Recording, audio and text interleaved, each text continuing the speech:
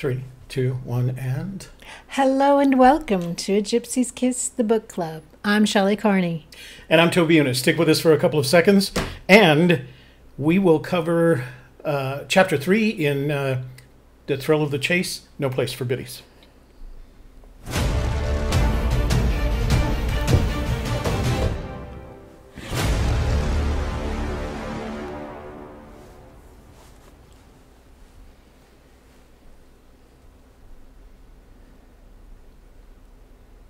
And you're back. No Place for Biddies. Okay. This should be a fun but short day because it's a very short chapter. It is. Yeah. 2 pages. So let's do some housekeeping. Housekeeping. Housekeeping. Thank you. Let's see. Chat moderators. We haven't got any yet, but we just got notifications sent out, so everybody should be showing up shortly. Oh, and there's Jimmy Fast. That was quick. Hey, Jimmy. Welcome aboard. So presentation today will be on Chapter 3, No Place for Biddies, and then we'll be taking questions on what? You know, that's a good question. Good question. Since we only have, normally on our book club, we do a closed Q&A that is very much related to what we're doing. But since we have a very short chapter today, why don't we just open it up? Let's open up Q&A today, although we don't normally do this for the book club. Because otherwise it's just going to be a short thing. And honestly, I'm not sure there's a lot to talk about in this chapter. I could be wrong. So let's do it this way. Let's start off discussing the chapter. And then if we want to expand it, let's go to the book. And then if we want to expand it, let's go just make it open. How's that? Okay. And that way we'll get all the chapter questions out up front. Sounds good. Sounds good to me too. Okay. So I do want to talk a little bit about Super Chat and how you use it. Super Chat is one of the ways that you can contribute to our project here and help us move forward with it. It's actually kind of a multi-step process in order to do Super Chat. What you need to do first is scroll down to the bottom of the chat window, and you got to go all the way down. And what you'll find down there is this $ symbol right next to the emoji.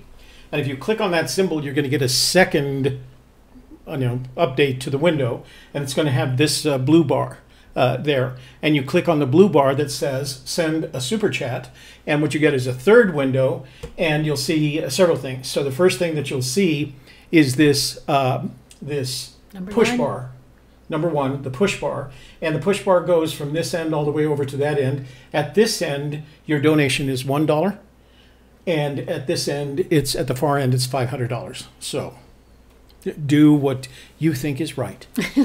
So once you decide what you want to give us, what will happen is a second window will pop up, and it has a Gypsy's Kiss here because I was testing it. It'll have your name here, the amount that you're donating, and then it has a place for you to ask the question that you wanted to ask us. In addition to that, depending on the amount, it tells us how long that your question will be at the top of the page. In the case of $10, the question will be pinned to the top of the page for 5 minutes. So that guarantees we're going to get we're going to be able to see it.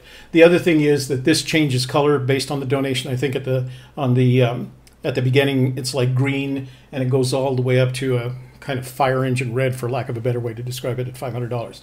But that's how you use Super Chat.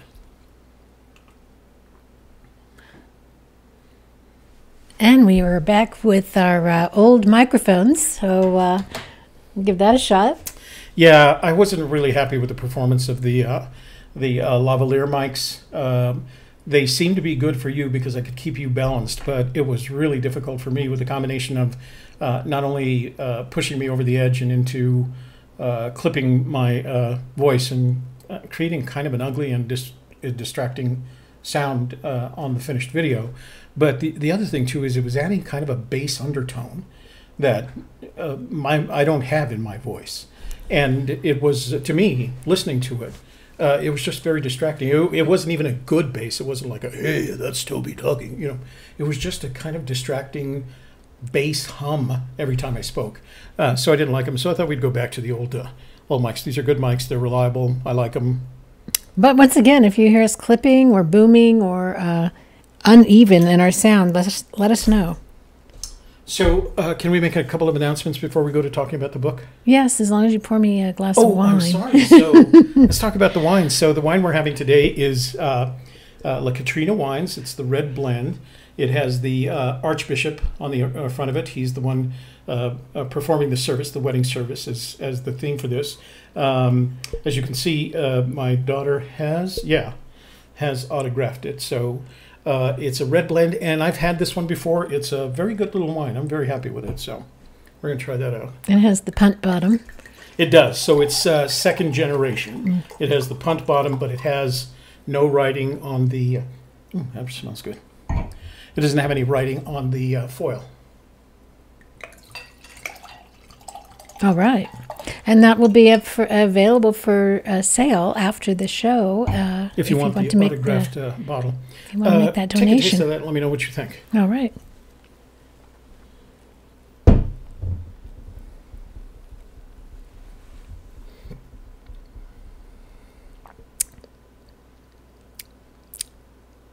It's nice. Nice. Yeah. Those California blends. Yeah. They're made for it's not a wine connoisseur party. It's made for steaks on the grill outside on the patio.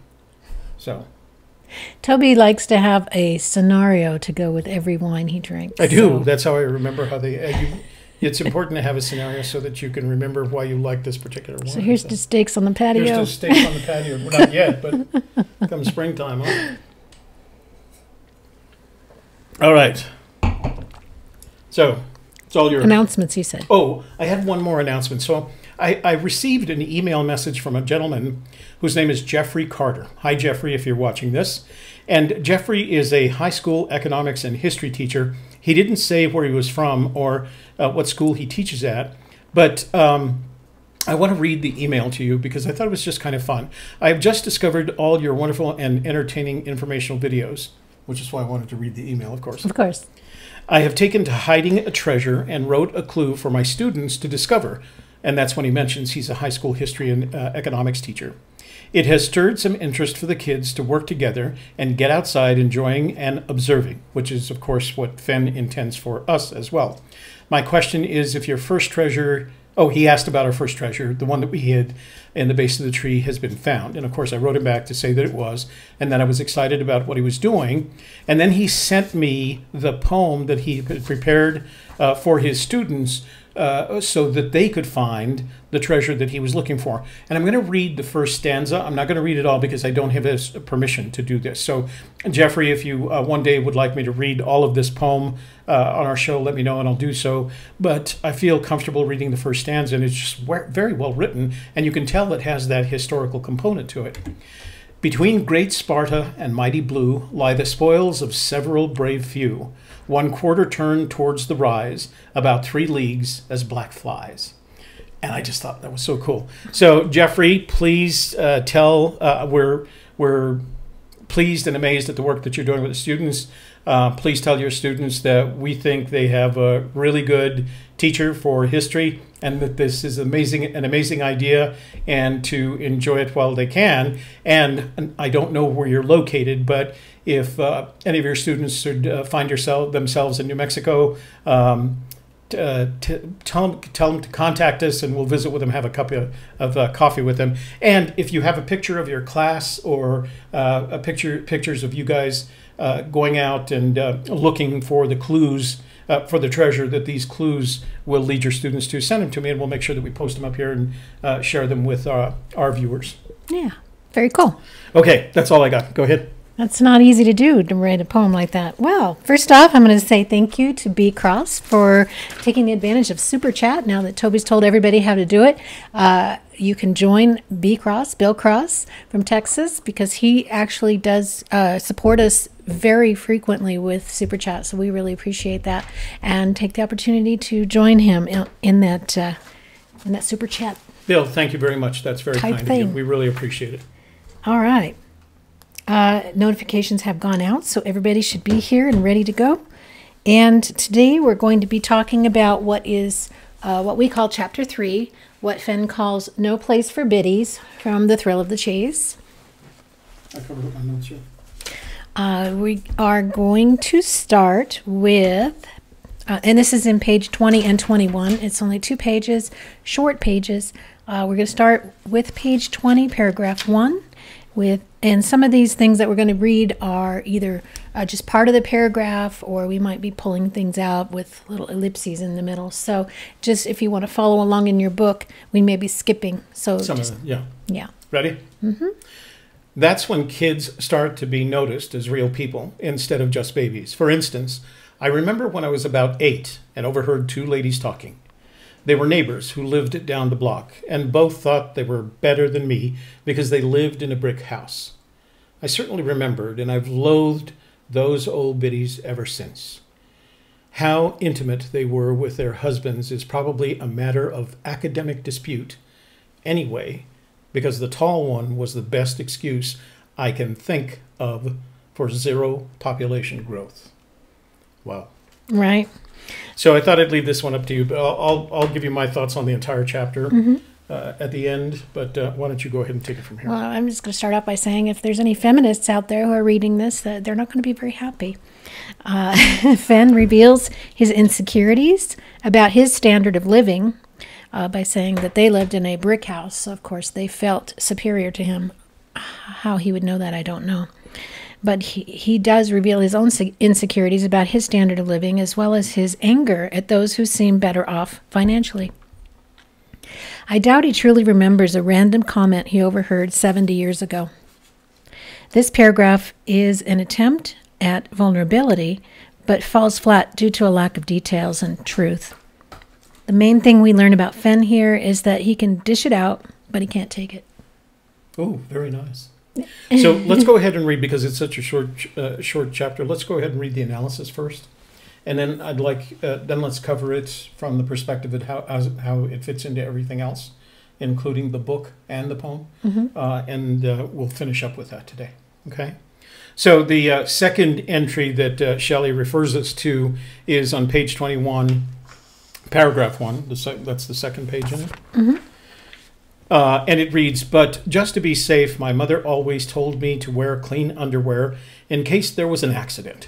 She was smart like that, and I usually did what she said because I loved her so much. She was a perfect example of nature's long-sightedness, and everyone around our block knew it. And that's why my mother was so proud of me." Oh, okay. So I want your take on this. All right. Well, Fenn makes the effort to illustrate the difference between his mother and other women. He loves her, and she is proud of him. She cares about his safety, and he listens to her advice. And that's how he feels about his mother. Other women don't fare so well.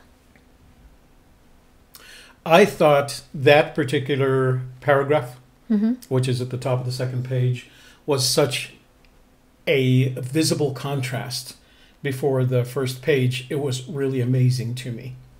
And for any male who's experienced what I would call mother issues, didn't have the perfect Oedipal relationship with their mother, it was interesting to see his perception of women who were probably in his mother's age group versus his mother.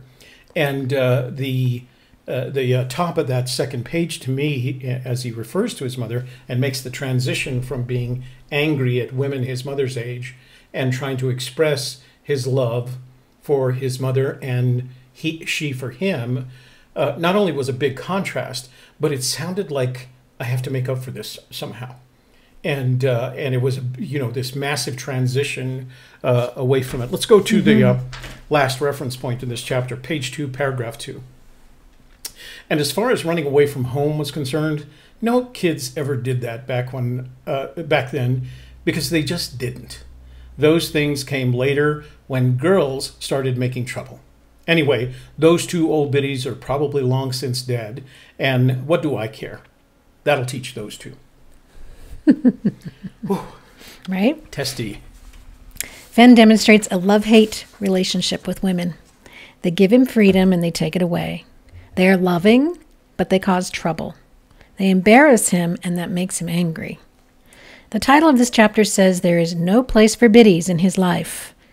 The warning is clear. Don't tease or disrespect him, or he will cut you out of his life.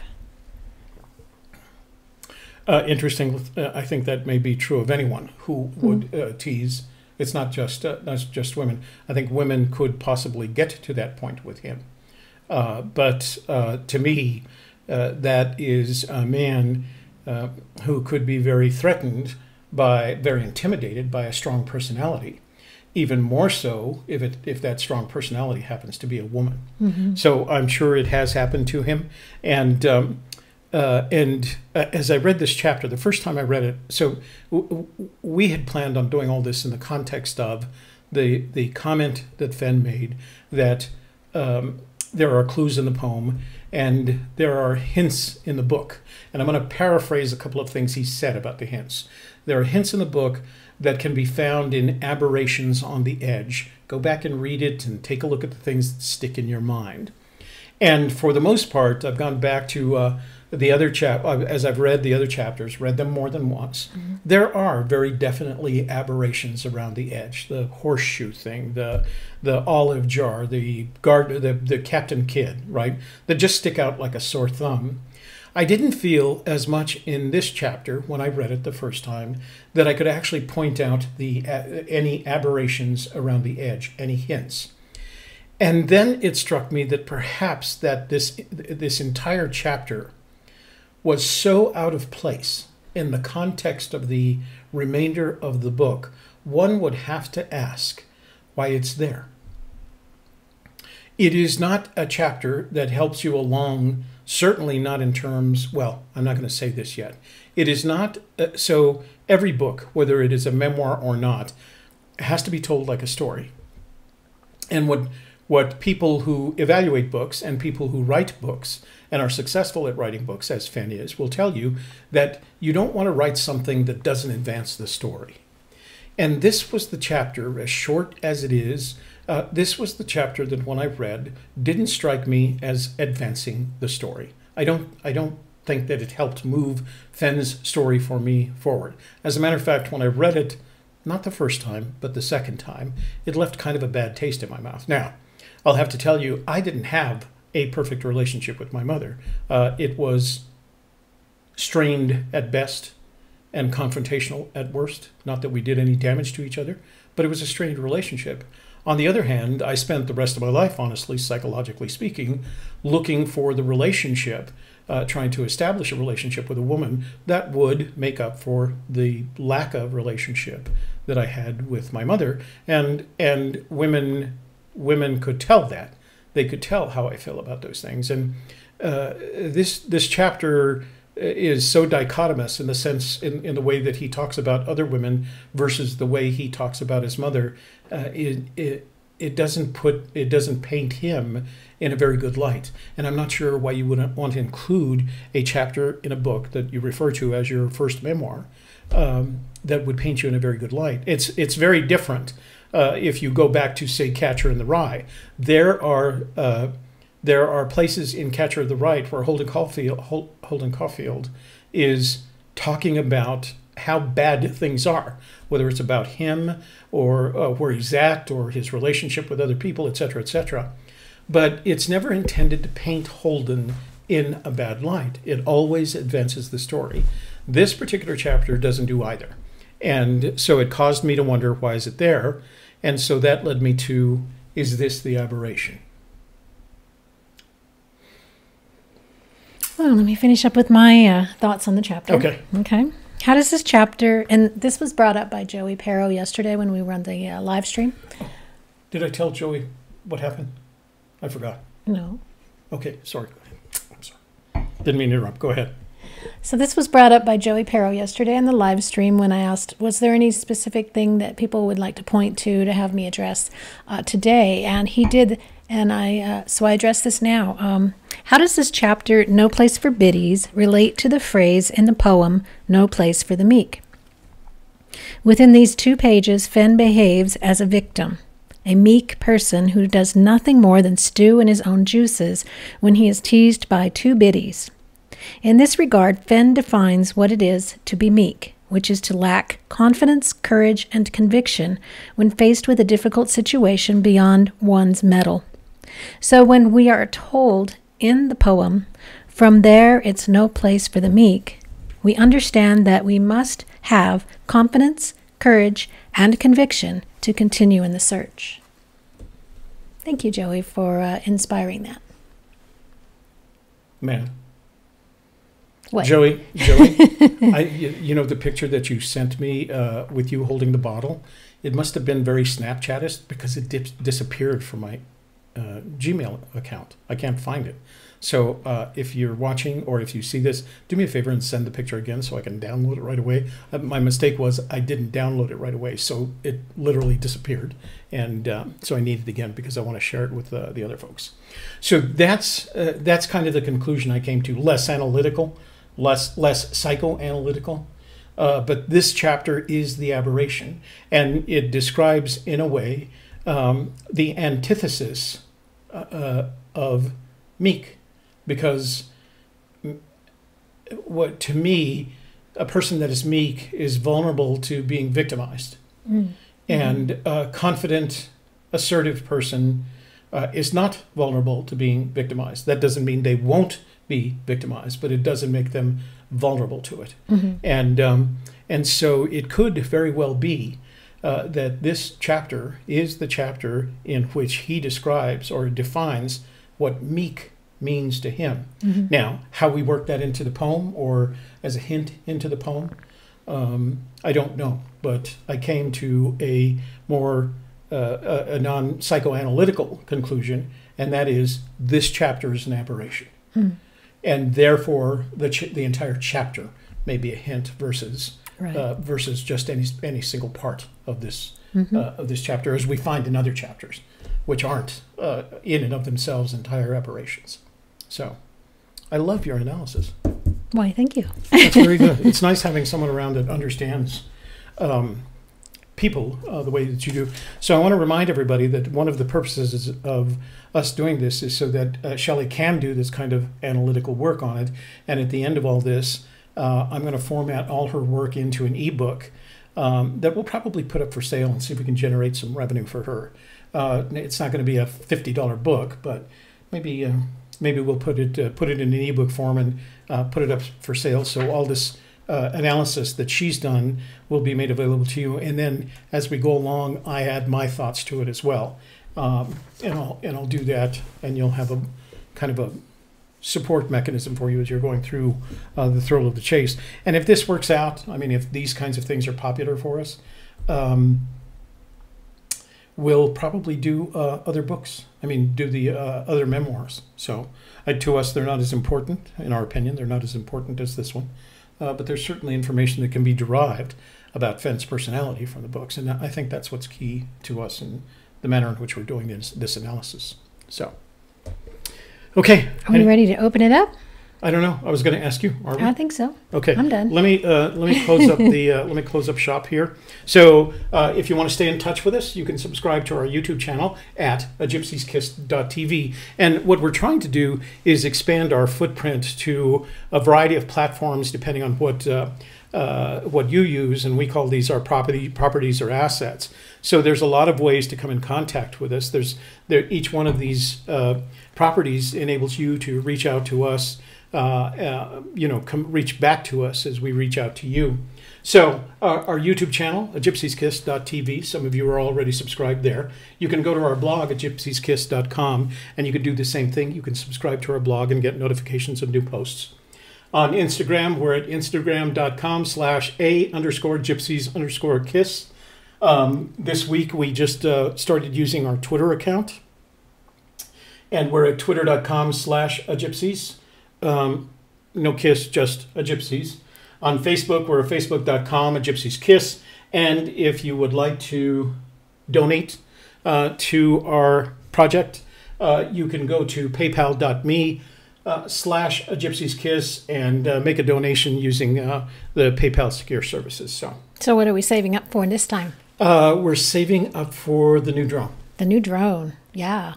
I have some ideas where we need to fly. Yeah, I know. It's really funny because I had been looking at the the new DJI drone product line, and I've targeted one, and it was a pretty big number, you know, all in one fell swoop. So that we're saving towards getting that drone. And then last night, out of the blue, Shelley called and she said, asked me about a place that we had gone to last year, and I hadn't taken my my waders, and so there was a point where, as a result of the fact that it was so marshy, kind of no place for the meat, I didn't want to put us through that, and I made a decision not to go forward with it. And I guess, did you have a vision? How did you get around to thinking about that? It just keeps popping up as we're talking about it that we need to go back there and we need to look further. We didn't go far enough. So then one of the things that she asked was whether or not we could fly a drone there. The answer to that question is I don't know. I never know until I take a look, because it's a state park, and I have to look at the state regulations. Generally speaking, the state regulations in most states haven't updated this. So you have to go find a state park ranger nearby, and there are several places along the way that they are, and you have to ask them. And that's what we recommend. If you're using equipment that you're not certain of, make sure you ask the park ranger. They can tell you and probably cite the law that's associated with. So where BLM land doesn't seem to have a problem with it. Tribal land, no way. Private property, if you get on private property, which we don't recommend, you have to ask. And almost everything else. National monuments, no. And I've seen drones flown in national parks, but I believe they have to be Part 107 certified, and they have to have written permission from the park superintendent to do so. You'll see several drone shots in that Nightline interview video. And so, since is it ABC? They probably got the superintendent's permission to fly the drones. Yeah. So that's what we're saving up for. As if you participate in our PayPal donations, we will be saving up for the new drone, and of course we're going to be sharing all of our drone footage with you, our audience. That's what we'll do. Yeah. I mean, that's the idea. PayPal.me/A Gypsy's Kiss, and your choice as to the amount. So just remember to subscribe to our channel. This is my grandson, Shush Michael. He has at Harbor Freight, I'm guessing. Yeah, he and Dad. Yeah, my son Jason. All three of us share the same middle name, and he's telling us to give us a thumbs up on this video. So thanks. We're thanks for that, and we're very glad he did that for us. Yeah. So YouTube does look at thumbs up and interactions and that sort of thing. So all that you do for us in that regard helps our channel to grow. All right. You want me to flip over? Yep, we're ready.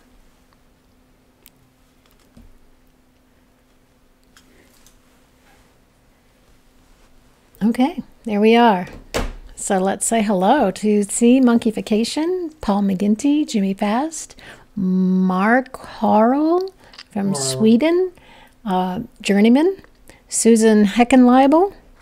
Thank you for doing this. You're welcome. We enjoy it. James Cruz, Lori James, Biddy. Biddy here. Hey, Lori, how are you doing? We don't think you're an old Biddy. No. You're too sharp. Rick Plank, hello from Cincinnati. Joel Lewicki. Another one of our moderators. Thank you, Joel. We appreciate it. Jimmy, thank you very much. We really appreciate you guys being here. Denise Bagley, hello. Happy to be here. Happy to have you. She sent us a flower. Yeah. Paul Oder Rubikson, hi. Hey, Paul. Sean Malloy, good afternoon. We'll slide that up. There's Bill Cross. Bill Cross. John Gould, hello. Hey, John, thank you for the email. Eric Schmidt, hi. Or was it? No, it was a comment on one of our YouTube videos. Thank you. Eric Schmidt. Hey, Eric, how are you doing? One of our fact checkers. Can I say something? Mm-hmm. So one of the things that we do in all of this is we don't put up our chat right away until we're done with our presentation. What I was going to recommend to some of you other viewers that are in the chat is there's a lot of smart people and experienced searchers in this chat.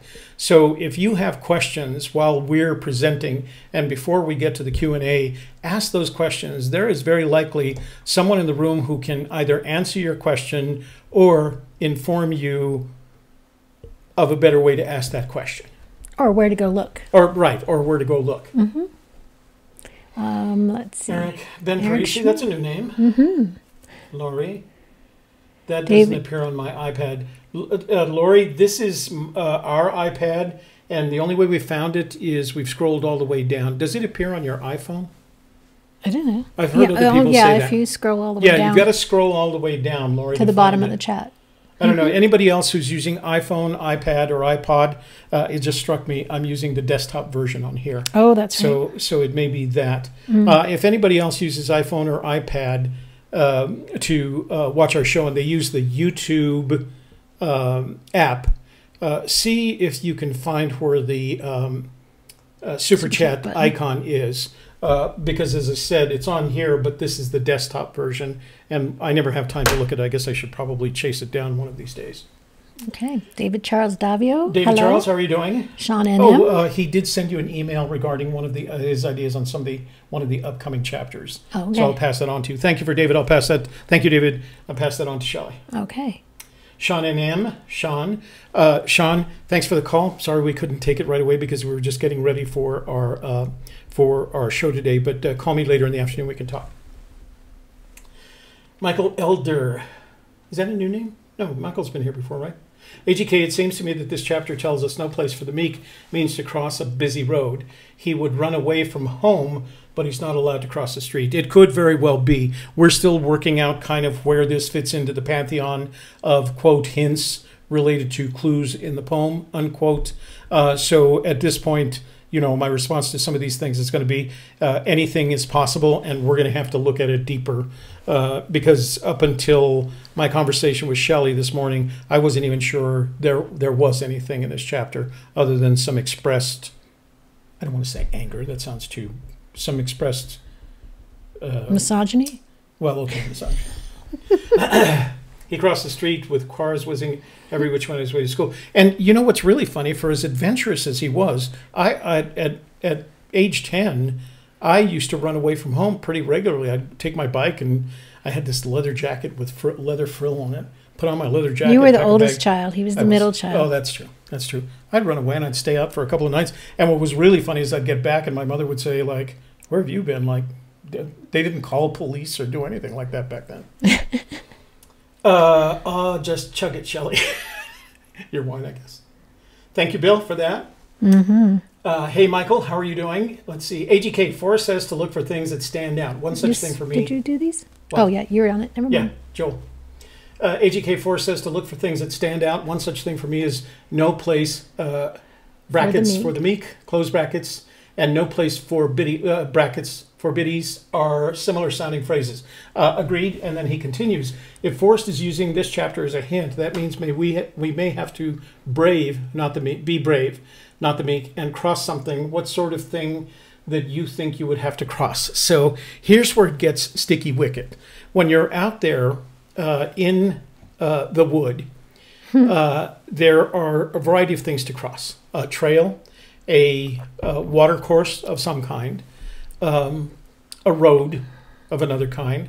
So the simple ones to me would be the trail in order of simplicity of crossing: the trail, the road, and then last but not least, or the canyon. I mean, that's when it gets kind of crazy. So the water course, I'm still going to put the water course last. So if you want to cross the canyon, if it's possible that you want to cross the canyon, I'm going to assume that he's going to provide us a manner in which to cross that canyon which is safe.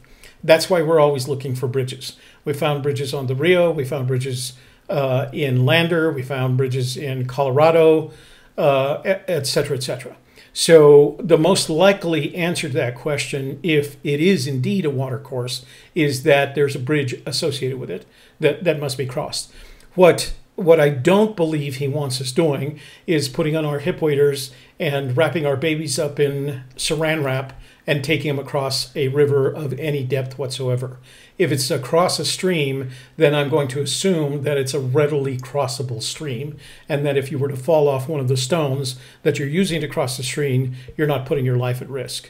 So I think those are the options: trail, road, bridge crossing, and water course, in that order of possibility, right? The most possible trail, the least possible the water course without the bridge. B. Cross, thank you again, sir. No question. You should treat yourself to a question if you're actually treat yourself. Treat yourself. AGK, sound, the walls resonating. I think he's talking about the boom in your voice. Do you have a tile floor? No, we have a, are you getting, David, are you getting that kind of low-level resonance? Because it really surprised me in that other microphone. Hi, Toby and Shelley from Tennessee. Darn rain is interfering with the internet. Hope I can hang with you. Oh. Samuel Smith also says there's a road and a barbed wire fence to cross. Okay. So those, again, those are all ideas. I'm hesitant about the fence because the implication of the fence is that I'm moving from one kind of property to another kind of property. And unless I have a map telling me exactly what kind of property I'm moving from to, did I say that right?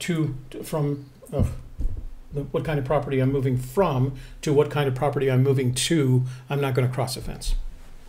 Brian Eagle, hi. Hey, Brian, how are you doing? Dale Richards, those are all Phil. Cheers. Cheers from Phil. Straight to Phil. To Phil. Thanks, Phil.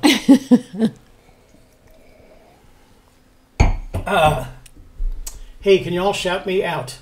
Bob. Burnquist. What's up, Bob? Here's a shout out for you. Give Bob his own shout out. Hey, Bob! Oh, that just went over. That just clipped. Jimmy Fast, marriage will take away your freedom. Oh, see, Jimmy, you got to be cautious with that. It depends. You need to start watching my channel, The Softer Side. Nice one. Got that in. Yeah. Jimmy, it depends on, having been married myself 3 times, it depends on who you marry. Because if anything, in some cases... Which is what Samuel Smith agrees to. Okay, expand your freedom. You're right. The strong... I love strong women in my life. Always have. Raised my daughters to be strong women and love having them around. And so they're not intimidating to me. They're actually a compliment. And so I see my relationship, my partnership with Shelley is a partnership with a very strong, healthy-minded woman. And I think it helps me be a better man. So she doesn't intimidate me. And I don't. If I yelled at you, you'd go running in the corner and crying. It's true. Marriage is the leading cause of divorce. See monkification? Yes, indeed it is. Amy Smith, hey guys. She finally made it for a full live show. Yay. Amy, this is for you. Mosquitoes. Brian Eagle, ATK, a Gypsy's Kiss. Do you agree with me that this chapter is almost a Rorschach honeypot? Rorschach honeypot to prompt searchers' false confirmation bias. Zodiac used to release meaningless code to waste police time, for instance. Brian, Fenn doesn't do anything that he doesn't intend to do. Now, that also doesn't, that thought process doesn't also prevent him from putting out counterintelligence. So if it is in here, it's either for the purpose of helping you or not helping you.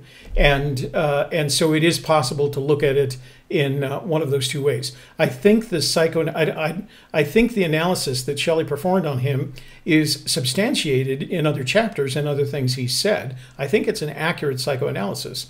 I don't think it's there to provide misleading counterintelligence about his personality. I think that's his personality. What I don't know and what I don't completely understand, if it isn't the entire chapter isn't one big hint, is why this chapter is in the book. He seems to be sorting women into groups. Into categories. And if you remember, when we went back to visit him last year, I was getting ready for a figure competition. I was lifting weights, and he was concerned that I was going to get too muscular and that I should stay feminine. So that kind of informs me that he does put women into certain categories as to whether they are too assertive or somebody he should be taking care of. Oh, interesting. Yeah. Too assertive. Can you be too assertive? Well, to the point that you're aggressive, I guess, okay. Yeah. Or make fun of him or make him feel intimidated, right. Yeah. Let's see, the best part of it. We have a conversation going on marriage in our chat room. You should save this in case Shelley does her a live stream on her own channel. Right. Cindy Guess. Cindy Guess. Maybe put the chapter in as a hint. It sounds like the Biddies is in Biddies Trail near Jack's Creek, where warm waters halt. Oh, Jack's Creek up there. Biddies? Up in the Pecos. That's a great little fishing stream. You know what? if you guys have anything to do with Fenbury, you should tell them that if you're going to do another Fenbury in New Mexico, instead of going up to Hyde Park, they should go to that picnic up there by that picnic area up there by Jack's Creek. It's a nice picnic area. Oh, but what about Tolby Campground? Then we could all look for the treasure at the same time together. We could lead. We could spread out. We could lead search groups. Right. In the Cimarron. You get the whistle and you walk, and it's like when you're looking for a missing person. I'd be just like doing my docent work all over again. Yeah, wouldn't that be fun? Okay, Susan Heckenliable. Susan, I hope I pronounced your name correctly. AGK, what I see in this chapter is the stressing of crossing a road or not being allowed across the road, like a sign in the parking lot of a state park saying no fish on this side of the road. And you will find those kinds of signs. There's a place in Cimarron where you do cross the Canyon Road on one side of the bridge, and one side of the bridge has the trout waters limitation, and the other side is it's actually where the trout waters end and the warm waters begin in there. So it could be very possible, and I think that gets us back to Joel Lewicki's comment about the possibility that we're dealing with some sort of fording or crossing, etc. Mike. So, Michael O'Connell, I find this chapter confusing and not helpful to the search, but it may be a geographic reference to some location. That's the chapter's purpose. Yeah, we struggle with the same thing, Michael. We're trying to put it into context. Short chapter, kind of negative, very revealing in terms of his personality, if that, as somebody questioned, if that actually is his personality and not something to misdirect us. But I think what people are saying now, there seems to be a consensus about a reference to a crossing of some kind. So. Dale Richards? Dale Richards, AGK, I'm running away from home, but I'm not allowed to cross the street. A primer of women's liberation by Gabriel Burton. Ah. Oh, interesting. Reference to a book. Oh, well, I'll have to look at it, Dale. I'm not familiar with the book. Michael Elder, too far to walk. Oh, that's not a comment. I think it's interesting that Fenn uses the word ass as block. They live down the block. And brick. Amy Smith, y'all make a good team. Toby's insane amount of knowledge. And everything in Shelley's metaphysical knowledge, which is harder in my opinion. You know what, Amy, I agree with you. I think that mine comes easily and naturally for me, and I think you have to work at understanding the metaphysical, and I think Shelley does a great job of interpreting it. So I agree with you. Thank you. David, the Mavic Air is pretty nice. You know what, David? I've looked at the Mavic Air, but I've come to the conclusion that if I'm going to spend it with them, you're right. It is very nice, and it's much more compact, and it's about $200-300 cheaper than the Mavic Pro. But I've got my eyes set on the Mavic Pro Fly More package, which is over $1,000. Mm. So get those contributions into the PayPal account soon. Let's see. Dale Richards. AGK, searching for Tamsin Donner, American Lives by Gabrielle Donner. Gabriel Burton. Oh, I'm sorry. Gabrielle. Gabrielle Burton this one. Was a bestseller of hers, and in that book she blames Jim Bridger for the Donner Party tragedy. Wow. Well, I've seen that on Wikipedia even, that Bridger is blamed in part for the Donner tragedy because he was one of the people who told the party that, yeah, it's 40 miles without water or grass, but the rest of it's a nice even road and you should be fine.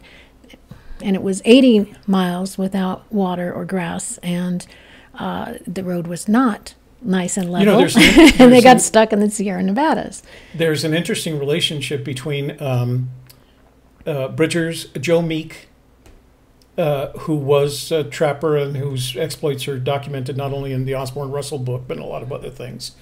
And his brother, Stephen Meek, who wasn't as well regarded as Joe, and who himself had some problems guiding wagon trains, in this case along the Oregon Trail as opposed to over Donner Pass, and developed kind of a negative reputation as a result of his poor performance. Stephen Meek, not Joe Meek. Let me push that up. Raise me up, Lord. I have a unique H520. I use it for surf fishing. Wow, Joe. Two of my favorite things. Paul, I'm sorry. Paul. I like that. I do watch this drone surf fishing videos. I'm not near the ocean any place, So I'm not, I can't do it, but I love watching them. So I think that's just such a cool idea. Brian Eagle, thank you very much for your donation. We truly, really appreciate it. AGK Toby agreed, just so out of place, and what are the no postmarks on this one? Yeah, I mean, there was a lot of things that indicated to me that this particular chapter was different from all the other chapters, including the fact that there was no postmark on this particular chapter, and no photograph. There are the two sketches, one of the old Biddies and one of the angry Forrest Fenn, young angry Forrest Fenn, but no postmark, no photographs. It's just another reason to think of it as what's going on. It's the aberration. The chapter is the aberration. Mm-hmm. Fibonacci, hello from Michigan. Hey, Fib. Jeremy Milstead, hello. Dan Von Bank, hello from Minnesota. I used to have a client in Minnesota, in St. Paul, the Twin Cities. Right. What are the Twin Cities? St. Paul, Minneapolis, St. Paul. And they used to take me, when I go there, if it was a Thursday night, they would take me curling. So that was the first time a kid from New Mexico ever got to do any curling. I was as bad at curling as I was, well, I'm not bad at bowling, but when you first start bowling, you just do gutter balls. That was my introduction to curling. I got better as I kept going back. That was almost as exciting as one of the curling matches on the Olympics. Story you just told. You have to understand curling in order to enjoy it. It's a very strategic sport. Jeremy, hey Jeremy, sorry to see you're joining late, but hey, we'll try and make up for it. Keep going. We're done. Lord James, AGK, I think Forrest Fenn was reminded of his childhood old Biddies when he was at Borders and called the woman in line Biddies. What you think? I think we agree. I think any time he refers to a woman as a biddy, it's not a term of endearment. It's a term of derision. And he seems to have, like Shelley said earlier, he puts women in certain categories, and biddies is that category of women that are... he describes them talking amongst themselves, ignoring him, ignoring the world around him, and therefore costing him some sort of time or embarrassment or something. He takes that personally. I've been in Borders. There are always women there who are there together who literally have never done anything in a way to interfere with what my mission was at Borders that day, Your mission. Not mission. That's probably it. Brian Schultz says hello. Deborah Jensen from New Orleans. So look at this. Is what I was saying about asking questions later on while we're just jabbing away here.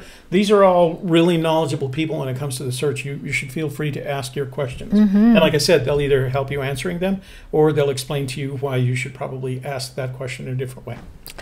Tutu Talik. Hello from Wisconsin. Wisconsin? Wow, we got a lot of... The cheeseheads. Michigan, look at Michigan, Minnesota, Wisconsin, up in the central central part of the U.S. Yeah, the breadbasket or something. David Charles Davio, AGK, the cow stool is a clue where there are 5 cats with one for his foot. A drawing looks... Okay, David, that was the reference that in the email that he sent you. Oh. David, we'll take a look at that when we get to that chapter, okay? And I know we said we'd open this up to anything, but we just haven't done the kind of analysis on that particular chapter that we've done on the previous on the 3 that we have. AGK, Bridger was most likely one of Fenn's heroes, and I understand why. In my opinion, Jim Bridger was not to blame, but you have to understand history because Gabrielle Burton does not share a fair history. Dale will have to go look at it. That's because it's a herstory. It's herstory, not history. That's right. So I will have to look at it. I wasn't aware of the drama that went on between Bridger and the Donner Party that Gabrielle said. And of course, Hugh Glass. iPhone 7 Plus, no super chat. Thank you, Jimmy Fast. I don't know how you do that. That's unfortunate, but we still have PayPal. Yeah, and as a matter of fact, if you just write on there, I just gave you money on PayPal, we'll read your comment and answer your question. Make an announcement and everything. So if you can't use the super chat, there's got to be a way to do that. I'll do some research on it so that I can figure out how to help you guys with that. If you would like to contribute to our project and can't do it on super chat, please feel free to use paypal.me/a Gypsy's Kiss. And actually, we do a little bit better when you do that because when you use Super Chat, YouTube takes 30% of it. So it's a big number. Yeah. That they consume. But, of course, they provide us the platform. YouTube, I'm not complaining, okay? Not complaining. Free platform. We like YouTube. iPad app has no SC button. Oh, iPhone does. So, James, maybe you can tell people where to find it on the iPhone. Jimmy said he couldn't find it on the iPhone 7. iPhone 6 YouTube app all the way down. No Super Chat. Wow. Okay, guys. Well, I will figure out what to do. It sounds to me crazy that YouTube would make this available to the content producers and not make it available on these platforms. So, Dale Richards. AGK. Fort Bridger is on the Black Fort, just north of Flaming Gorge on a branch of the Green River. Ooh, that's all of interest to us. That was one of our potential non-New Mexico search areas. We'll take a look at it. As a matter of fact, that's where Jim Bridger did come up for us. Asset marketing's back for a second try. Not second try. You're back for a second time. Chapter 2, we are introduced to his father. Chapter 3, we're introduced to his mother, his two favorite male and female people in his life. Kiss, keep it simple. Stupid. I don't know if I agree that Chapter 2 is an introduction to his father. Chapter 3, if I was going to introduce my mother, I would find a better context for it instead of packing her between two angry rants, honestly. I'd want that to be a better introduction to my mother. And he doesn't. He talks far, if you look at The Thrill of the Chase, he talks a great deal more about his father and Skippy than he does anyone else in his family. Omar Villarreal. Okay, Jimmy Fast, I'm going to read this, and then you can tell him whether you want to hear the cow joke. Jimmy Fast says, I have a cow joke if anybody wants to hear it. So do I. You have a I cow wonder joke? if it's the same one. Huh. Yeah. You want to hear it? Okay, go ahead. Knock, knock.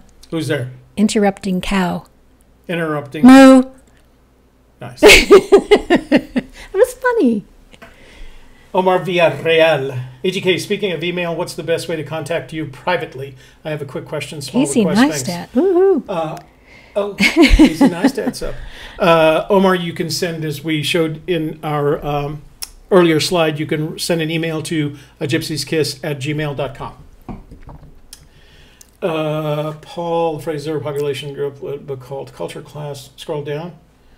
Joel says, okay, Jimmy, Joel wants to hear your cow joke. We need to have a party just for the moderators so we can tell jokes to each other. Here it is.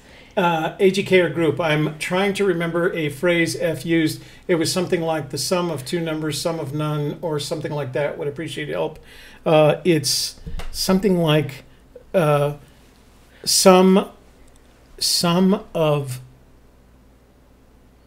something is better than part of something like that. It's like that. That's, I think that's the code he's looking for. If these guys are going to know it, but if they can't, enter part of in terryscant.com and it'll pop up. AGK, Forrest also mentions being around 8 years old a lot in his books. Could this mark where there's a hint because he hid the treasure at almost 80? Michael, I don't think, well, anything is possible, but I don't see that relationship because we don't think he was 80 when he hid the treasure. That's our opinion. We think he was younger when he hid the treasure. We think he says 80 as part of his the need to distract people, and it's one of those things that didn't come up until after what we call the Forrest died in December of 2010 rule. Was never mentioned prior to that time. Okay. I'm from Wisconsin, from Dan Rudy, so that's our second Wisconsinite. Oh, Dan, there's another Wisconsinite in the room with you. Okay, Jimmy Fast. Do I need to read this? No, I wouldn't, because it's misogynistic, Jimmy. And rude. Dale Richards, AGK, Jim Bridgers ran with Meek and Kit Carson. That's right. They were the original trappers. Fenn has a bunch of Kit Carson's books next to his chair. AGK, where's Bill? Oh, where is Bill? He doesn't always make it to book club. I don't think he hasn't in the past always made it to book clubs. He's there on Tuesdays, and he was there Saturday too, right? And the reason you know he's there is because he starts just pumping out comments. So. Bill, if you're there, let yourself be known. So because everybody's missing you. I'm looking. We popped up.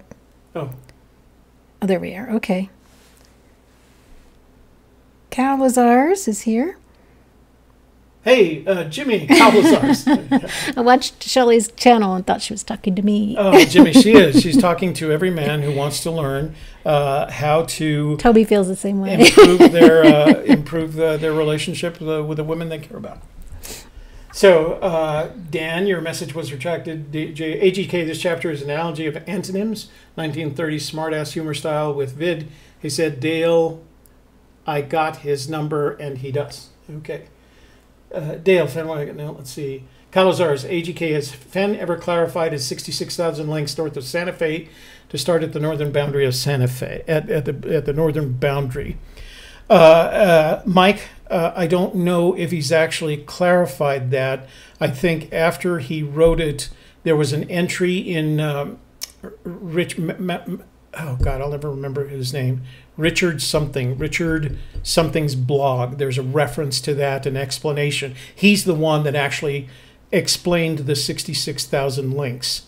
Richard, if anybody remembers that blog, he doesn't write anymore. He had an accident and he hurt himself and he basically retired. And he and his wife now live in Arizona, and he hasn't updated his blog since 2015. But that reference to the 66,000 links and an explanation thereof is in that blog. Richard Saunier, Saunier. And he was a friend of Fenn's, and he wrote, I used to love his blog. He was very not only prolific, he was just a great writer. But you can find that reference to the 66,000 links in there. I don't ever recall Forrest saying, that's not true. I do recall a reference to the northern boundary of Santa Fe, but I don't recall which one it is. So that's another, go to terryscant.com and enter it in there. And Cal, I know that you're having we've mentioned this a couple of times in the two previous live streams. I know you're having a competition, and of course I don't know as much about it as you do, but if you want to do a comment talking about your competition on your YouTube channel, please feel free to do so in the comments box below, in one of the chat comments. And there it is. Any part of some is better than no part of any. That's the quote the gentleman was looking for. Thank you, Jimmy. AGK, not from the book. Do you think Forrest mistakenly used the term pinon nuts, but he meant pine? It just seems that the location is a special place. He would. Dan, there is, and again, I'm going to refer you to Terry Scant since I don't want to bastardize the quotes themselves. If you go to Terry Scant and enter that quote, what you'll find is that the original quote, and then there in a later interview he clarifies what he meant, and he mistakenly, his story is in his first quote he referred to pinon nuts, which you can't smell, and he justifies it by saying that anyone who's gone out every August and September, we all go up into the mountains and we start looking for pinon nuts in the pinon trees as they fall to the ground. You can shake the trees and they fall to the ground. But what happens is your hands end up covered in pinon tree pitch. And it's very distinct, and it's really hard. You have to use turpentine to get it out, and of course then your hands smell like turpentine. So he clarifies the statement in a later interview by saying what he meant was that smell of pine pitch that you have on your hand if you're out in the forest and you've touched a tree and accidentally gotten pine on yourself. But of course, for those of you who have been in a pine forest, it's a very noticeable aroma. For some of us, it's almost like a cologne, you know. Cindy Guess and James Cruz both want to do a group hunt with us for Fenbury. Yeah, good idea. Let's see. Denise Bagley. Oh, another question. Eric Schmidt, AGK, did you look up the definition of biddy? I didn't, but Shelley did. Did we have talked about it before in a previous chapter, that it's an old woman, usually somebody who's interfering or irritating. Right. We did it. Shelley had done that when we did the Borders chapter. Right. So borderline biddies. Yeah. Yeah. Calazars. AG, okay, if you find the chest, I know you're remaining anonymous. Do the vlogs. Stop. No, we've already got a plan for continuing the vlogs. What you'll see first is, of course, a vlog that has us both looking very sorrowful and letting everybody know that Fenn has informed the world that the treasure's been found, and then an announcement that basically says, and of course, there's no reason for us to keep up this vlog, but we'll find another way to entertain you. If we have an audience of 30,000 subscribers, we're not going to throw that away. Yeah, exactly. That's pretty cool. That's yeah, a big platform. We'll find a way to stay on. So it may not be the Forrest Fenn treasure. Maybe what we could do is form a partnership with you, Mike, and you could advise us on what treasure we should be vlogging about next. So, because I think we missed out on that whole breakfast tea and bourbon one. That was a lot of fun. Yeah. So. Well, and while we're on that question, we do get that question a lot. That's a frequently asked question. We should add to the list. Oh, we should probably add that to our list. Yeah. Yeah. We're going to add an FAQs to our blog where we get these questions. Brian, thank you very much for your contribution. We do really appreciate it. And you have a question? Toby? No, we already answered that one. We already answered that one. Oh, no postmarks on I popped it up as soon as it came up. Yeah. Let's see. Ford Bridgers is a huge hint. My solution is building confidence with the authors he referenced. Okay. Thank you, Dale. That's not a question, but everybody can share. AGK Fenn made cowbells. Also, Bessie Bell and Mary Gray also recorded as Slyob Toad. Interesting. Yes, but I don't know why, so I'll have to find out. Susan Heckenliable. And Susan, please tell me if I'm messing up your name here.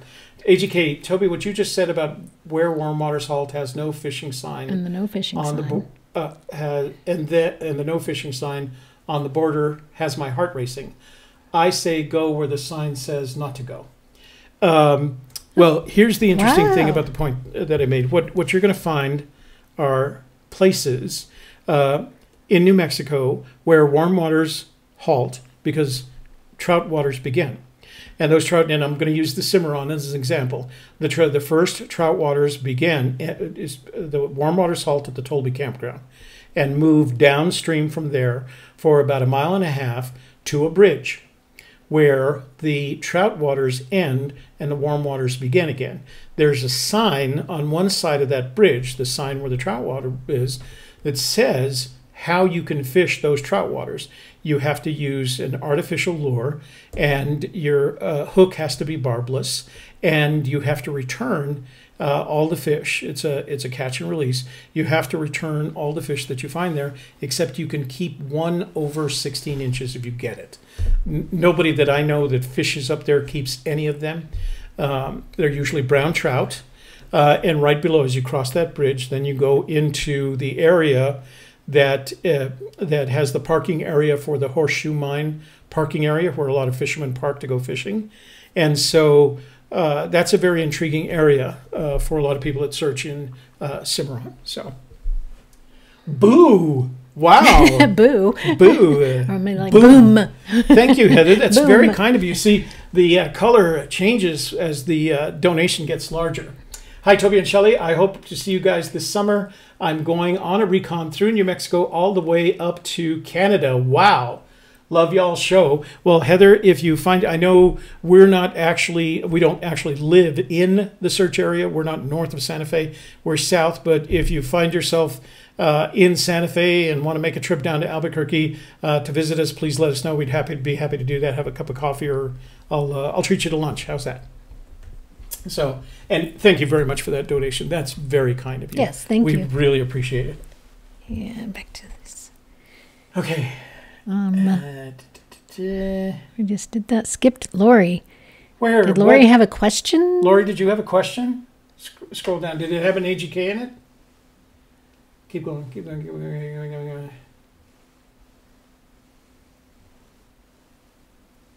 Are you sure you're putting it in the right chat? Oh, you know what? There it is. Click. Not that. That's the last thing she said. I think the difference here is this is don't do this because I made this mistake. See this button up here? It says top chat and all chat. So somehow the other YouTube is making a decision of what's top chat and not top chat. So there's things that we're not saying. Don't press it. Don't change it because you lose all the chat at that point. I made the mistake. So just leave it at top chat. I don't know how it's judging what's top chat and what's not. So, but we have to remember the next time to make it all chat. So Lori, if I missed it, it wasn't intentional. Please feel free to ask your question again, and please make sure you precede it with the letters AGK so that we know that it's meant for us. Yeah, Susan.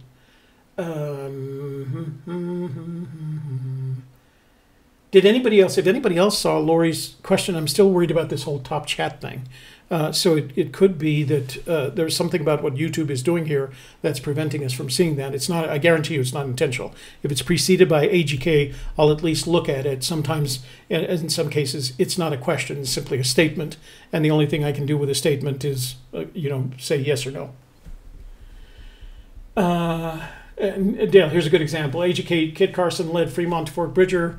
Powell's last resupply stop before mapping the Colorado drainage was at Fort Bridger. So Dale, what I'm going to recommend to you is you're providing us a lot of good information that we will share eventually, and you're sharing it with everyone in the room. But since it's not a question, you don't need to precede it with AGK. Feel free to share all you want.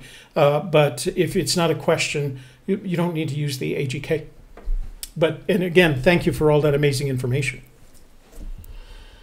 You know what, Phil, I have, and they look really, really interesting, but my position on the matter is DJI is the leader, and since and I've used DJI products since Phantom version 1, so it's like getting away from Nikons. It's really, really hard for me to do, but I agree with you. They look like they make great drones. Last year when I was at the drone, what's that drone thing I went to in Las Vegas when I went out to work for I did a contract. A drone thing? Yeah, I had to go to the... Oh. And as a matter of fact, that was it's coming a secret mission. Why are you telling about it? It's not a secret mission. It was I had to be away and I couldn't tell you I was being away. That's all. There is a drone conference coming up in Las Vegas in a very short period of time, and Autel has their products there as well as a way to try them out, and I did. I also tried out the Unique brand of products, and honestly, I didn't think they were bad products. It's just that once you make a commitment to the DJI line and the DJI app and the DJI accessories, it's hard to get away from them. You're talking about the electronics conference? No. No. Oh, it's a drone-specific conference. Drone. I'm getting their emails right now. Okay. I believe you. You could raffle off the old drone. I can't raffle it off. It's illegal for us to do that. We're not a nonprofit. AGK, would you worry about crossing a stock fence on public land if the road also crossed with an open rail or stockade? No. As a matter of fact, if it's BLM land and it is crossed by a stock fence, they're required. That means they've leased the land from the BLM for their stock, and they are required to make it accessible to other people as long as they're not shooting their cows, I guess. But no, I wouldn't be worried about that if it was, the example I'd use is BLM land, somebody's using it, leasing the land for feeding, for grazing, and they are required by law to provide a way for me to get through that fence without having to cut the fence.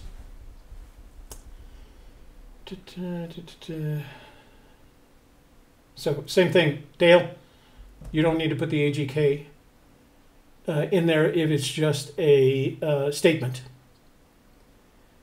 Brian has the Mavic Pro Platinum. Yeah, that's where I'm going. I probably don't need the Platinum, but I am, Brian, going for the Fly More because it has 2 extra batteries and a backpack, etc., etc. Let's see. Dale, again, you don't have to put the AGK in there. We haven't got that far yet.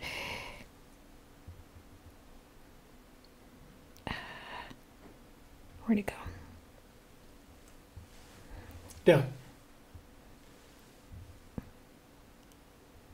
Okay. Point me. You just said about that Fibonacci? Fibonacci. AGK, when I think of Biddies, I think of old ladies chatting away. Yeah, that's kind of what we all did, right? That was biddies is the term that you used for, old ladies, and old, of course, changes with age, your age. So yeah, we kind of think of it the same way. What if meek means someplace loud where that echoes? Well, a canyon would do that. Oh, interesting. Or a cave. Meek. I hadn't considered from that place, Fib. We'll have to take a look at it. Jimmy Fast makes a recommendation. Easiest way to contact AGK is through PayPal. He's our number one fan. Brian says, number one, Jimmy. Amy Smith, AGK, the meek shall inherit the worth. You know what? If you do a search on the Bible and look for the word meek, because I've done that, that's the only place that the word meek is used in the entire Bible. I thought that was really strange. So maybe the meek will inherit the earth, and maybe it has something to do with no place for the meek. If it's inherit the earth, work that out. It's beyond me. Dale. Sean and M, AGK, any part of something is better than no part of any. That's right. So that's that quote that somebody had wanted asked about before. Tennessee from Belva. Hey, Tennessee. Haven't been there in a while, huh? Me neither. So, great bourbon. Or is that Kentucky? Kentucky's bourbon, Tennessee. They're both like right next to each other, yeah. so. Yeah. Oh, my daughter, you know what? My daughter, Erica, graduated in logistics from the University of Tennessee. Go Vols. So, and the guy she married, as a matter of fact, the guy she married, and they just had their first baby, he also graduated from the University of Tennessee. So they're both Vols. Apparently, they don't have the same football seasons that they used to because they're always complaining about it. Hey, Belva. So I used to spend some time down there in Knoxville visiting. Okay, all right. Sorry. Susan Heckenliable, AGK, do you know more about the illustrations of TTOC? I would love to know if Fenn let Alan Polt illustrate the stories, if Fenn told him what to draw. We know about as much as everybody else does because Fenn has talked about this on occasion. If you're dealing with an illustrator for something that you're doing, you generally don't tell them what to draw or how to draw it. What you do is you give them some parameters. I want pencil, the look of a pencil sketch or an ink pen sketch. I want it rough, and I want it to represent what you see in the story. And then if they do the sketch, and if you've worked with someone long enough, you start, it's like a photographer and them telling us what they want in terms of the story. So you make a first draft and you give it to them, and they say, well, I'd like to be a little bit angrier. In the case of the illustrations that are in this chapter, or I'd like the biddies to be speaking with one another. But what you do is, if you have a good relationship with your artist, with your graphics artist, you're going to give them the freedom to come up with the ideas because that's what they do best, and then work with them. You generally don't tell them what to draw. If you're having to tell them what to draw, you probably don't have a really good artist. I would rather they allow the artist to come up with their own visualization of what you're trying to say in that particular chapter. Doesn't he talk a little bit more about that in one of the videos? If he does, I don't remember. Maybe somebody out there remembers. He did discuss kind of the relationship he had with this artist in one of the interview videos, but I think it's the one at Collected Works back in 2013. He talks about working with the illustrator. Somebody Our Collected Works? Yeah. Oh. Somebody asked him the question about it. And okay. He talked about it. So we do have a video on our YouTube channel, one that I recorded at Collected Works back in October of 2013. And Shelley says, I don't remember it, even though I was there to record it. It's very long, so it's an hour long. So. Yeah, you're going to have to go through that video, and he talks about his relationship with his graphics artist in there. Mm-hmm. And that at that time he was making the transition from talking about the thrill of the chase to too far to walk, but the audience pretty much kept him focused on the thrill of the chase. Right. Hey, Paul, how are you doing? Says we're saying her name correctly. Oh, okay. Heckin' liable. Yeah, it's a nice name. Good luck, Heather. Heather, this will be my second recon. Let's see. Okay, Cal, make sure everybody reads this chat comment from Cal. Mike Cal is ours. Mike Cowling. So here's his treasure hunt, and please go to his YouTube channel to check him out and see what he's doing. Amy Smith, AGK, Shelley, off topic. Have you ever read any counseling from Clarissa Pinkola Estes? I have not, but I am currently taking a course from Integrative Wellness Academy, which combines a lot of different modalities, and we are encouraged to read other work such as that. So I will make a note of it. Thank you. Did you see that? Popped. Bill is looking for art. What does that mean? He's always looking for art. He's doing some photoshopping. Let's see. You answered but passed. Okay, sorry, Lori. Let's see. The thought PayPal took the same amount. Brian, when it comes to PayPal, our PayPal account, you can actually enter the number. If you happen to click on one of the links that gives you the $10, you can change that. You can put whatever amount you want in the paypal.me/Gypsy's Kiss. And they don't take a hit. I mean, we do take a small hit, but it's like a credit card percentage as opposed to the 30% that YouTube does for us. Echo comment. Okay. Likes that. Thanks, okay. Sean, Feb.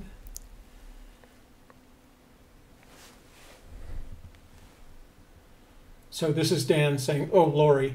AGK, I think Fenn was reminded of the childhood old biddies when he was at Borders and called the woman in line biddies.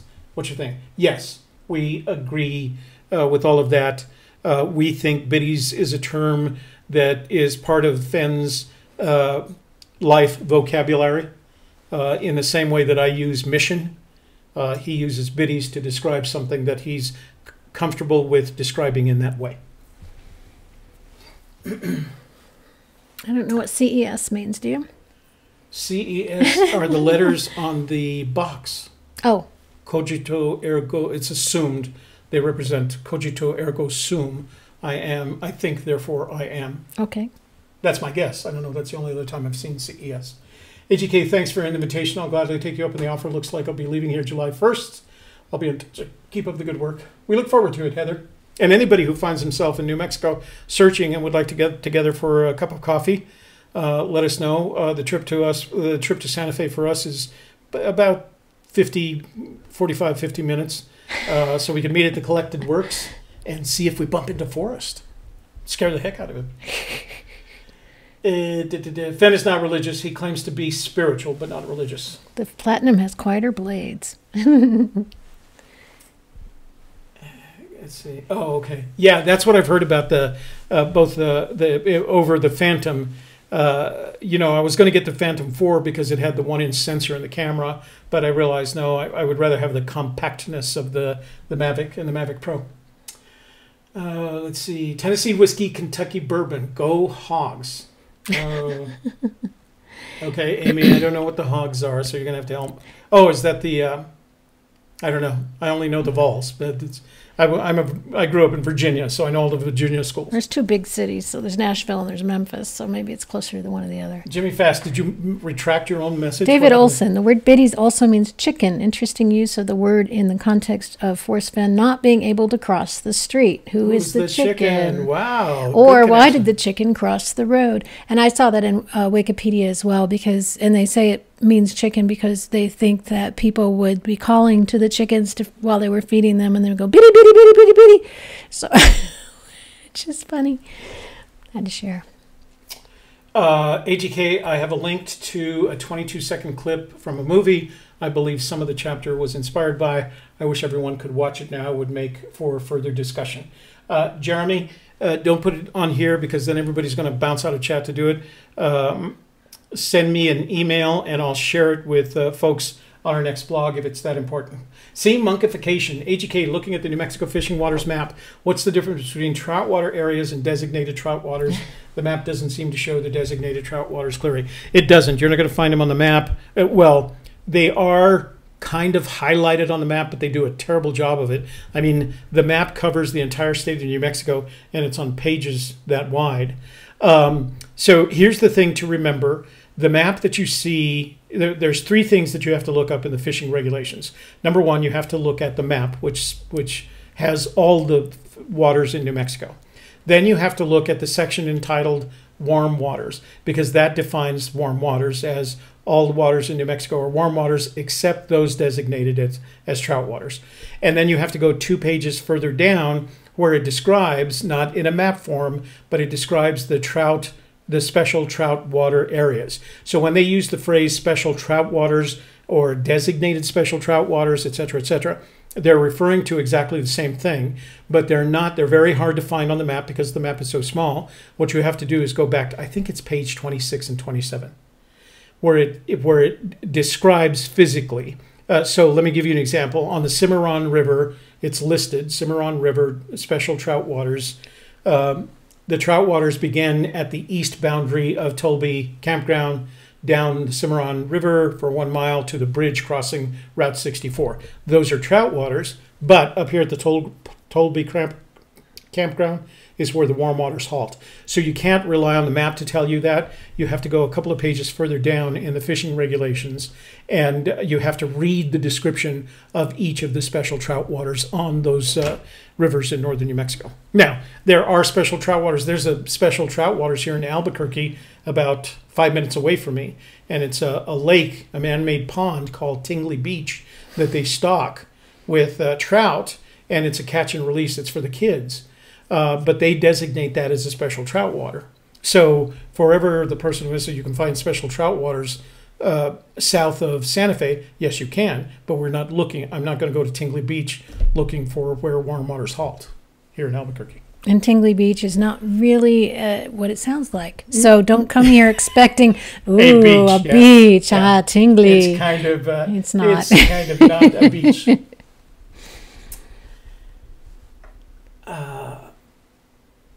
David Charles Davio, question, is it typical to have a book start on page 3? You know what I noticed about this? I don't know if it's a hint, David. I do know that this was odd in terms of numbering, but that's kind of been the normal process is to use Roman numerals generally all the way through the preface or the foreword and then begin the page numbering of the pages associated with the text of the book. So I mean, he's never done that normally. I'm not sure that any of his books. I think finally with Once Upon a While, they got to what I would call a normal page numbering approach. But he's never done that. I don't know necessarily that it's a hint. I haven't looked at it from that perspective. So, Oh. Jimmy Fast repeating what I said earlier. Thank you, Jimmy Fast. That is correct. AGK question, like the amount of words in the question, like the AGK question, like the amount of words in the poem is 16 times 2.2. That's a step. I don't know anything. That's one of those questions that I have to answer. Anything is possible, but I don't know the answer to that question. I don't know how you got from there to there to there and the determination of whether that's a clue. I don't know. Mm-hmm. AGK, do you think... Oh, hey, Dale asked a question. AGK, do you think there's a strong relationship between No Place for the Meek and No Place for the Biddies? Will you please elaborate on that? I'm not convinced necessarily. I think, Dale, there may be a connection between No Place for Biddies and No Place for the Meek, but I'm still trying to work out why this particular chapter is in the book.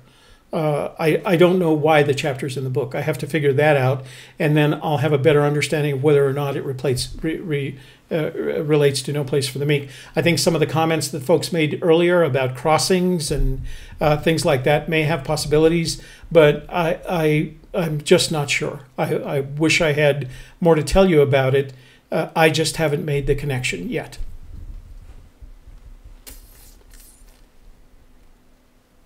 Arkansas Razorbacks. That's the Hogs. Oh, okay. Arkansas. Yeah, but there's no whiskey in Arkansas, Amy. Come on. Clifford Langneck. Hey, Toby, Fairfax, Virginia is coming your way in July or August. Wow. Would love to meet up with you guys and show the treasure for real. You better make your recon count before I'm there. Okay, we always look for competition. Clifford Langneck. So, interestingly enough, I'm going to be out in Fairfax, the Fairfax area, in April because my daughter, one of my daughters, well, no, I'm sorry, two of my daughters live in Fairfax County, one in Reston and one in where does Toby live? Falls Church. Mm-hmm. And the one in Reston, they have 3 kids, and I need to go out and visit them. So I'm going out to Fairfax in April to visit my daughter. I'll be there for a long weekend, Wednesday to Monday kind of weekend. And that's where I raised my children. I was in Fairfax for most of my career, 35 years. Dale Richards has another question. All my girls were born in Fairfax Inova Hospital down there by the Beltway. And that book on Toby's Toby's family history will be due out in summer. People are looking for that. Okay, Dale Richards, JGK. Oh, look, Dale got started asking questions. Do you think Fenn's staff or family suggested removing this chapter? And so do you think he insisted on keeping it in there? Do you think he's passionate about the old biddies in the story? So that's a really hypothetical. I would have to answer based on guessing. I have no idea whether they asked him to take it out. I don't think when it comes to his memoirs, he asks the advice of his family. It wasn't until once upon a while that he even had an editor looking at his book. So I would be surprised. I don't know for certain, but I would be surprised that there are conversations with his family. There were conversations with his family about what was going into the book and what was not going into the book. No, I think he just put together a book, and he thought, I'm going to print this up myself. I'll put whatever I want in there, and 500 people might actually read it, but he didn't even anticipate that. So Jeremy sent. So scroll from. Okay. Please. These aren't questions, they're just statements. Is that it? That's it. All right. 2 hours, 1 hour. 1 hour and 26 minutes. So wow. I think we're good. Yeah. So that's pretty good for a book chapter. Of course, we opened it up. Okay. Yeah. So let me go back to... Okay, guys. I think that's everything today. Let's go back to... slides, and let me remind you of a couple of things. If you want to stay in touch with us, subscribe to our YouTube channel at gypsieskiss.tv. Our blog is at gypsieskiss.com, and you can subscribe to our blog. Now, some of these things are going to be repeated there because when we make a video like this, we actually ended up putting it on all our properties. But when I make comments and the FAQs that we're going to start building, they're going to be on our blog. We'll update everything on Instagram and Twitter now. You can go to Facebook. We keep that as I don't want to say closed. We just, again, it's for informational purposes only. We just share our content there with the folks that are Facebook users because they're not going to come to YouTube. And of course, if you want to go to paypal.me to donate to our project, it's paypal.me/agypsieskiss, and you can put in any amount you want right there. And you can always make a comment on the videos. Toby reads all the comments. There's even a way to send a private message through YouTube if you're a subscriber to the channel, so that's available as well. Oh, there is a private messaging function, right? Right. Oh, and I was going to say, if you need to send us something, send it to gypsieskiss@gmail.com. So I get a mix of letters, a mix of emails. Some of them don't require a response because they're just informing things. I want to remind you, we prefer, well, no, we don't prefer. We ask that you not share your solutions with us. We're actively searching for the treasure, and you sharing your solution with us compromises our search. So we ask respectfully, please don't share your solution. We're really bad at keeping secrets, so if you tell us where your solution is, we're going to share it with everybody. So we're going to post be it on warned. Yeah. And don't forget when you're done with this video to give it a follow Baby Shash and give us a thumbs up on the video. That helps YouTube recognize that we're a valuable commodity in their eyes, and we'd like to keep doing that because we want to grow this channel and grow all our other properties as well. So, right, so tell your friends. And I think part of that is making this a what I call a well-heeled community. We want to have conversations. We want to have the kind of chat that we just did. We want to have open conversations and give you guys a place a couple of times a week that you can come to and have this kind of conversation where you can get your questions answered, if not by me necessarily, but by a lot of other people in this room who are as studied on this chase as as anyone else in the chase. So, thanks for joining us today. Okay, what's coming up? Okay, so. You did that on purpose. Well, they need to know. Okay. So we had a plan. We were delivering these short videos every Friday on various topics, and I wasn't really happy with their performance. So I made a unilateral decision that we weren't going to do them anymore, and then had that conversation with Shelley this morning when she got here. And I could tell by the response that she wasn't particularly happy about that. So I'm not saying I'm not happy. I'm just saying I was surprised. Okay. So we need to have a conversation. I was planning to put out another Friday video, but again, I'm not happy with their performance. And there's a lot of work that goes into them. So we're going to have a conversation. So I can't promise you there's going to be a video tomorrow. But we'll let you know one way or the other what we decide to do. And then we loved what we did last Saturday in the chat. We had a lot of people there that couldn't make either the Tuesday or Thursday live chats. So we're going to do that again. I don't think it's going to be, I'm sure it's not going to be every week, but I think we'll do that once a month. And we'll settle on a particular, like the first Saturday of the month, something like that, where we'll do it. Or the last Saturday of the month. Or the last Saturday. Or the third Saturday. We're not sure yet. Something like that. We that's another discussion we have to have. But we'll do that once a month, and that's going to be no presentation, just open-ended questions with Shelley and I. And if you'd like to purchase the bottle today, it's got the Archbishop on it, right? Is that a bishop or Archbishop? Yeah, Bishop. He's got the hat on. Anyway, and it's signed by the artist, and we'd be happy to sign it too if you'd like that. And if you donate $25 to our PayPal account at paypal.me/a gypsy's kiss, $25, and let us know you want to receive this, then we will mail that out to you. And Joey Perro purchased one a couple weeks ago. The one from last week is still up for sale if you prefer the blue bottle. We actually have two of them. Where is it? It's over there in my wine rack. See if we can get it. There we go. So this is the one from last week. It shows the mother-in-law. It too is signed. It's got the blue color. We put the foil back on it. I actually put the cork back in it so that you have a complete bottle as well. So those are the two that are available. And they're empty bottles, but they are very artistic in nature with the Muerto art provided by Sean Wells. And if you are interested in any of the other Muerto art that Sean does, she has a website at seanwells.me. Yeah, seanwells.me. SEAN wells.me. Thank you. So I think that's it for today. Yeah. And we'll keep in touch with you, and you keep in touch with us. And thank you so much for joining the book club today. And for A Gypsy's Kiss, I'm Shelley Carney.